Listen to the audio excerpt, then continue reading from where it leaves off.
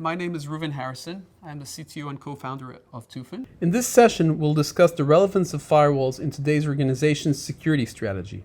We'll review new and old definitions of firewalls and how they evolve to fit the security needs of modern applications spread across hybrid environments, cloud, and on-premise. More importantly, we'll discuss how segmentation policies can be effectively managed to help achieve zero trust, which is not an easy task. So let's start. This is a traditional on-premise network. This is probably the network that a lot of you are still managing today. Okay, within this network, we have multiple domains or multiple security zones. And this is a very typical example where you have the untrusted zones, and then within the organization, you have some more secure zones. And what you usually do is you deploy firewalls between these zones, and they protect or segment the network, right? Now, this is very standard, and we are moving to the cloud, and we'll talk about that in a moment, but this is probably the vast majority of what you guys are doing today. And the problem is, as we've seen in the past 15 years, policy management is difficult.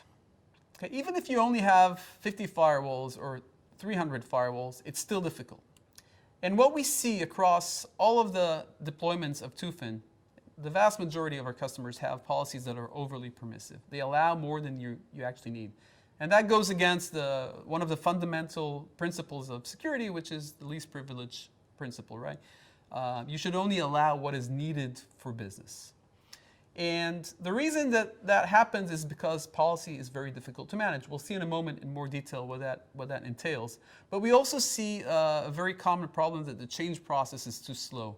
And it holds back application owners and developers. They're usually in a mode of waiting for security to approve their connectivity so that their applications can go into testing and production. And as a result, developers often try to avoid security, especially if they can, if they're running in the cloud, if they're running in environments which security might have not already covered. We also see, as a result of these difficulties, failed audits and lack of compliance. And ultimately, we see data breaches. We see that every day on the news. And that's also a result of the difficulties of managing a security policy.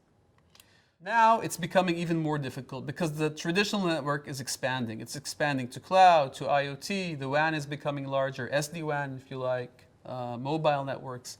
The network is becoming much more heterogeneous, and as such, it brings more problems with it, or more of the same problems, I should say. There is also an interesting new technology that is approaching us and will become very important in the coming years. That's edge computing. And as you can see here, a prediction that this will become even bigger than cloud security or cloud networks.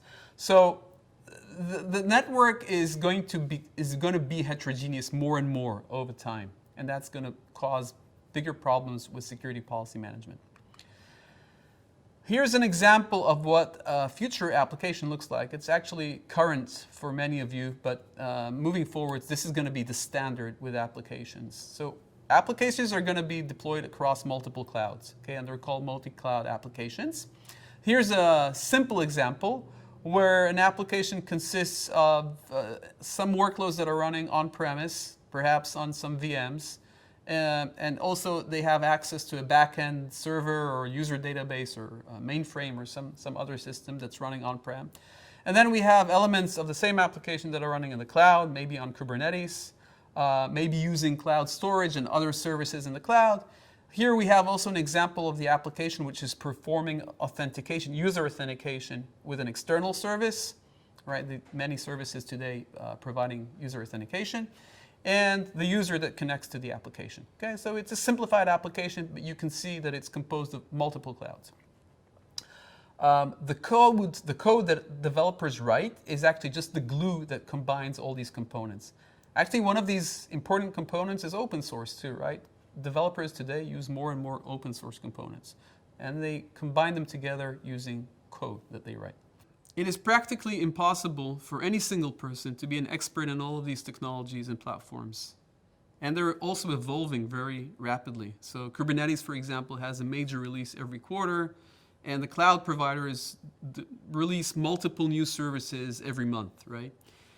So it's very difficult for anyone to understand these applications end-to-end with older platforms. And as a result, we see a continuous rise in complexity and also in security breaches. This is the result of the complexity, right? And this will continue. Security will continue to be more and more of a challenge and a problem for large enterprises, but for small enterprises too. I'd like to bring up this controversy, which has been around for a few years, and I'm sure you've heard about it too. It's about the relevance of firewalls as a security control in our networks. And in 2015, during an apps security conference, Alex Stamos, who was CISO of Yahoo and later became the CSO of Facebook, said that firewalls will soon become irrelevant. And he talked about a few different reasons for that, and here are three of the main reasons. First, he said that the firewalls don't scale to the very fast networks that we have today. They won't scale and they'll be too expensive. Secondly, Alex said that firewalls cannot be used to do east-west segmentation. They cannot see the flows between VMs, for example, or other workloads. And thirdly, maybe as an extension of the previous idea, he said that containerization will collapse the security perimeter. And according to Alex, the solution is application security. We should move away from firewalls and focus on application security. Now, I'm going to address this controversy in the next few slides. So, first of all, let's see where we have firewalls today. And this is probably relevant to most of the organizations. So, if we have this typical multi-cloud application, we're going to have a firewall at the perimeter. Okay, so people have been saying that the perimeter dissolves and is no longer relevant, but we still have firewalls at the perimeter and nobody's going to drop these firewalls.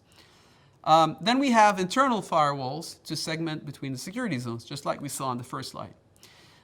We also have firewalls in the cloud. Sometimes they're not necessarily called firewalls. They could be called security groups or application security groups or network security groups. But in essence, they are firewalls because they segment, and they segment between east-west traffic as well, right? And then we also have a new kind of entity, which is a firewall as a service in the cloud. We see it with Microsoft Azure, a very successful firewall that you can consume as a service. And we expect to see more of these firewalls in the cloud. So you can use a standard Checkpoint or Palo Alto or Fortinet or Cisco firewall in the cloud, but you can also consume a firewall service in the cloud. And then we also see firewalls segmenting between VPCs or VNets in the cloud. So we see firewalls for the north-south connectivity in the cloud as well. That's very standard. So we have quite a lot of firewalls. They haven't gone away and they're still relevant. Let's see another kind of firewall that maybe you don't refer to as a firewall, but in essence, it's doing the job of a firewall. So this is the Identity Firewall. And you may have also heard the concept that the future firewall is identity, right? And we're seeing that happen in the cloud right now. So for example, we have Identity Access Management, IAM policies in the cloud to protect services and segment between them. Who can access this service? Who can read from this storage? Who can write to this storage? Things like that, right? And then we also have authentication services. They're actually identity firewalls as well because they determine which users can access which aspects of the application, right? And thirdly, as another example, inside of Kubernetes, which is a microservice platform, there is an RBAC model, just like IAM in the clouds, same thing. We have RBAC in the application as well. But in Kubernetes, it's modeled with a nice language that can be used to define the rules, who can access what. So identity is also a firewall, and we see more of these in the cloud. There's also this related concept of zero trust architecture, which is becoming more and more important. And this idea is never trust, always verify, right? And we actually see the consolidation of network security and IAM. That's happening. And it applies to humans and machines, or processes or workloads alike, right? It applies to any entity that needs to connect to any other entity. Who can talk to who and what can talk to what.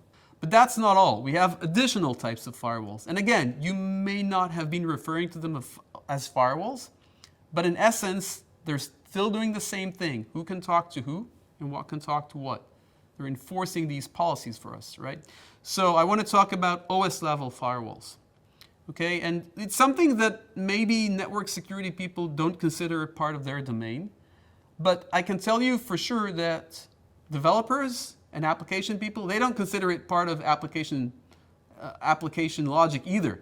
So somebody needs to control it, and often what we see in practice is that these policies are very permissive, or maybe just not even there, right? Just by default allowing everything. So it's very, very important to do this kind of thing in a Kubernetes cluster, for example.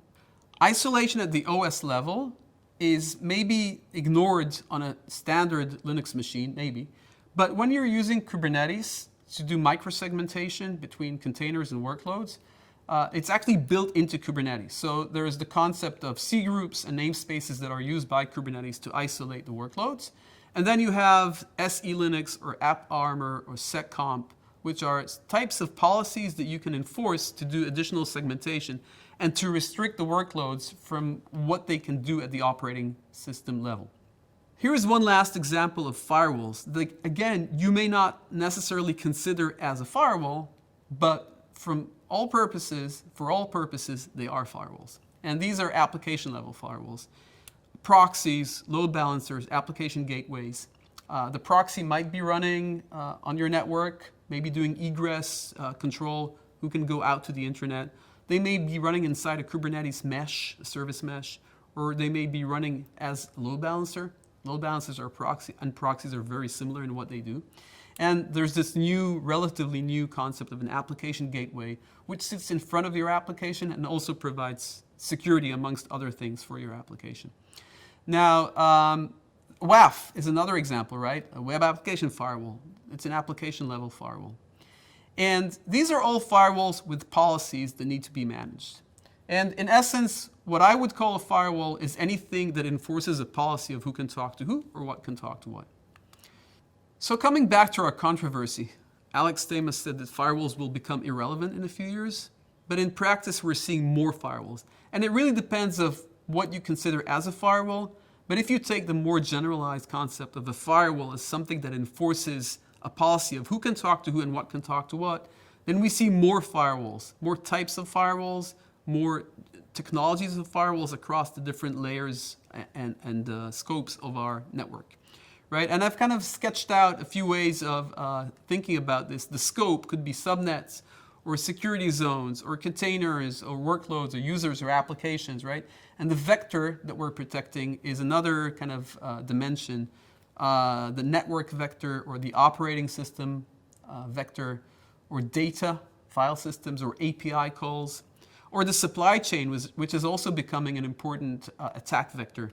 So coming through the supply chain means maybe injecting malware into an open source package that we're using in our code. So you want to protect at all these different levels, vectors.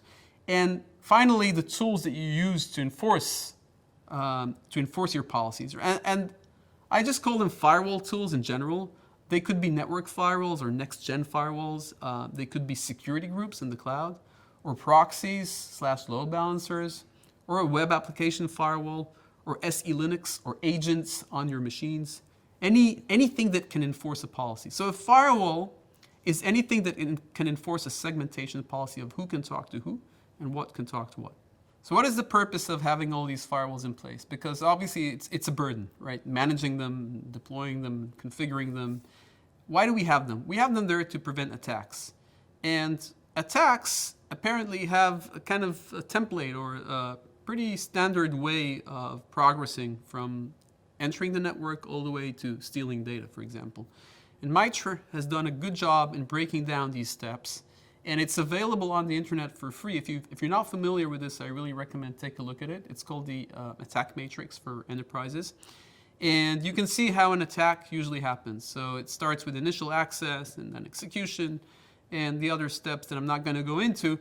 But if you have a good segmentation policy deployed across multiple levels and scopes, as we've seen, then there's a good chance you can prevent a lot of these steps. And that's really why you have all these firewalls there. Coming back to the controversy, Alex Stamos mentioned that firewalls will become irrelevant in a few years. He also mentioned that application security is the answer. And I want to just take a look at that for a moment, because there is this claim that application security can replace firewalls, but that also means that we need to trust developers, because they're the ones who are doing application security. And the question is, can we trust application developers for security? So from some aspects, yes, we can, and we need to, because application security is critical, and a lot of the attacks can be prevented if you develop applications correctly. But the problem is also that you don't know what developers have done within the applications, because there is no policy. And I say, show me the policy. If you can't show me the policy, I can't trust it, because I don't know what you've done. So we want to engage developers to enhance security, but we can't necessarily rely on them fully, because we need to see what they're doing. Also, keep in mind that developers are not experts in security. So even though they might do a good job in thinking about potential attacks or potential vulnerabilities in their applications, they're also going to miss some, because it's not their expertise and they don't think like an attacker. They think like a developer. And mostly, the main reason why developers cannot be trusted for security is because developers are not measured by security. They're measured by velocity, by how fast can you make this application work? How fast can we release this new functionality for our customers, right? And that contradicts security a lot of times, because when you want to allow an application to be deployed quickly, you're going to be as permissive as possible. You're going to open up all the access that you need just to be able to get that feature out in time. And that's what happens in a lot of the cases. We have policies with allow any, just because we're trying to release. And then what happens is that that policy just remains there forever, right? A temporary solution becomes the fixed solution. Writing and managing policies is extremely difficult, because you need to balance security with business. And they often contradict each other, right? Too much security means business continuity problems or connectivity problems. And too much connectivity means attack vectors or attack surface. So balancing these two forces is very difficult. And as a security manager, you're the one who's walking that fine line. It's a very difficult trade-off to make, and it needs to be made continuously. I love this quote, and I'm sure you've heard me saying it before, and I'm going to do it again. This quote is about nothing is permanent except for change. It's by a Greek philosopher called Heraclitus. And what he said originally is that you cannot cross the same river twice, because the river changes. But also you change, and everything is changing. And in networks and in IT, this is very true.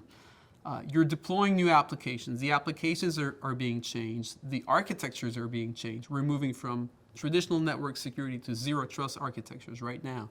We're moving to cloud. We're moving to IoT. We'll be moving to edge compute in a few years, right? So everything is changing all the time, and doing security once is not enough. You need to do it continuously.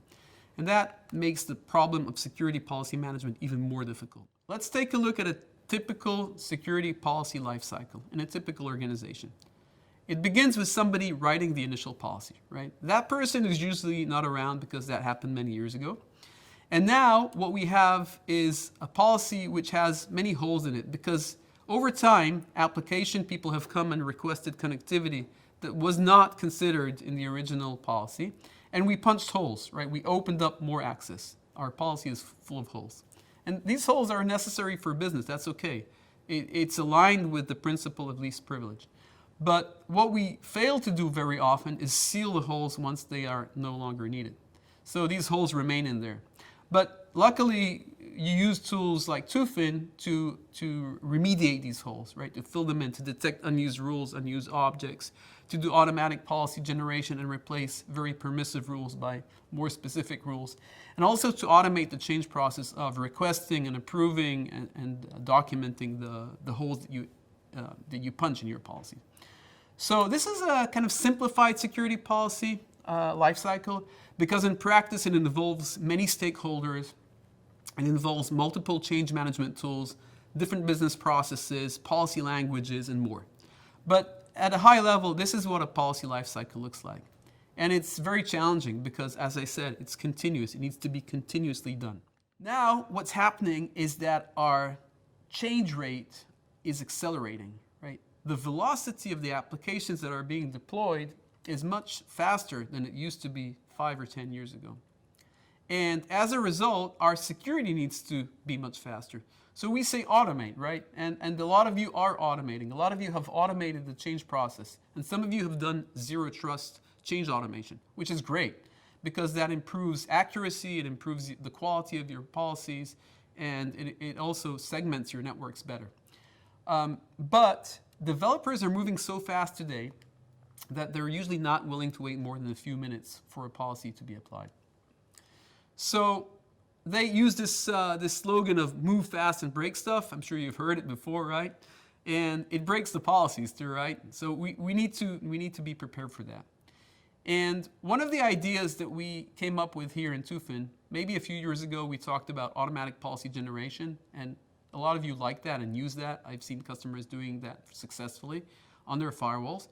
But now we can take it a step forwards, and this is a new concept that we've built into tossed into Secure Cloud, which is aligning the developer processes with the security processes. What we're saying is you need to embed security into the CI/CD, the development processes, the continuous integration and continuous deployment. So there's this concept that developers apply, and it's a good concept. It's test-driven development, which basically means every piece of code that I write has tests to test it. And while you're running these tests, you can build a security policy. You can build the fingerprint of how the application or the component is supposed to behave based on these tests.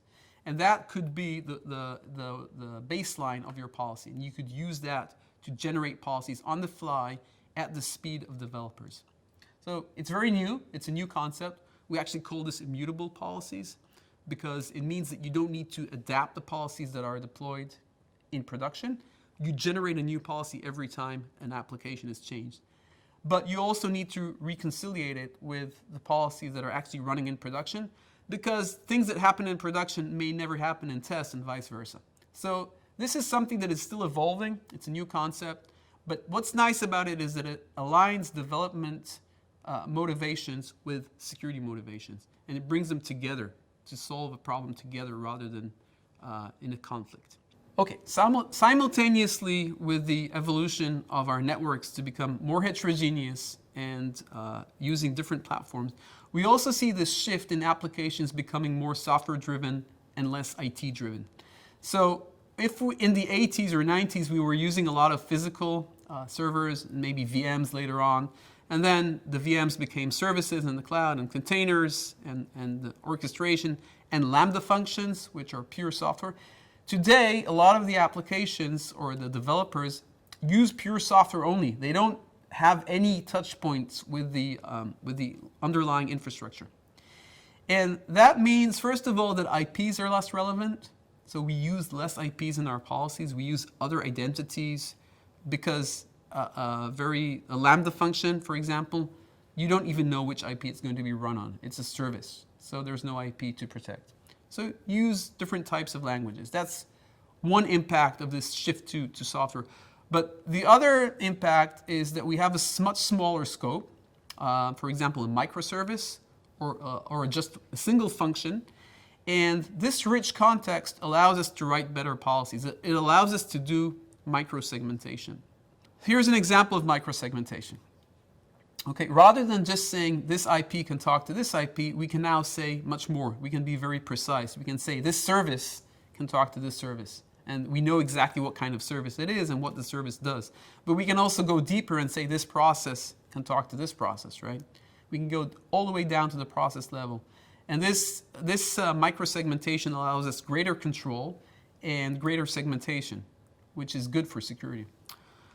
Moving forwards, we can also talk about API security, because at the end of the day, when applications are talking to each other, they're using APIs. And we can go all the way up to the API and segment at that level as well. So this shift to software enables us to do better segmentation.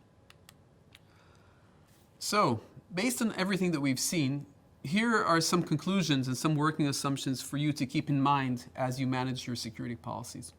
First of all, you should assume a multi-vendor, multi-cloud, heterogeneous reality, because more and more our networks are going to be that kind of heterogeneous network.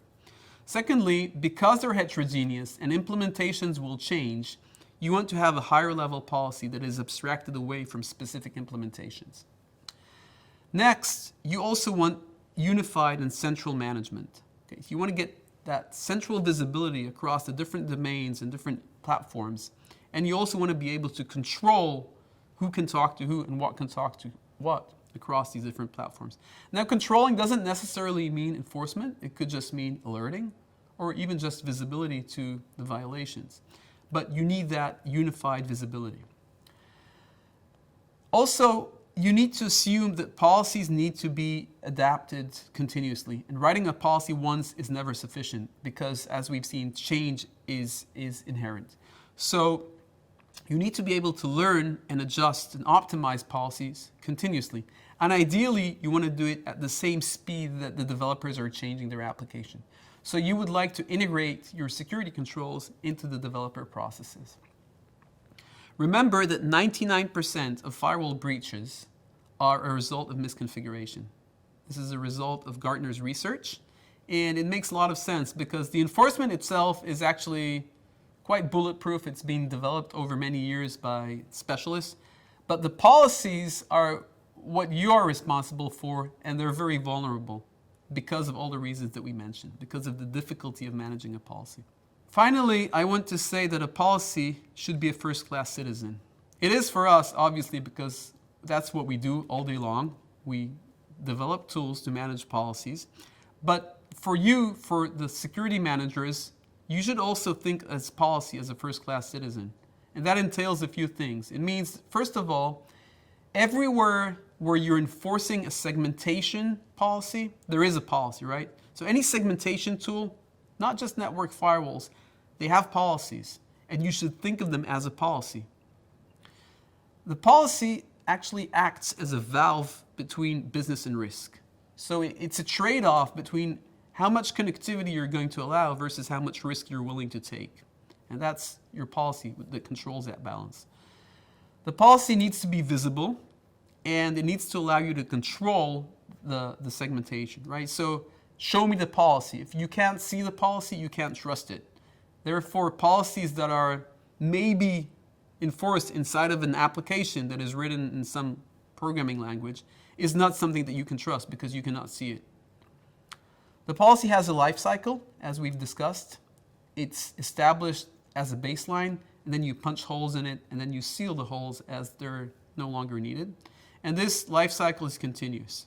And ideally, you want to change the policy at the same speed as developers are changing the applications. And to do that, you need to embed your security policy lifecycle inside of the developer processes, the CI/CD. Thanks for spending this time with me. I hope you found it interesting and useful. Thank you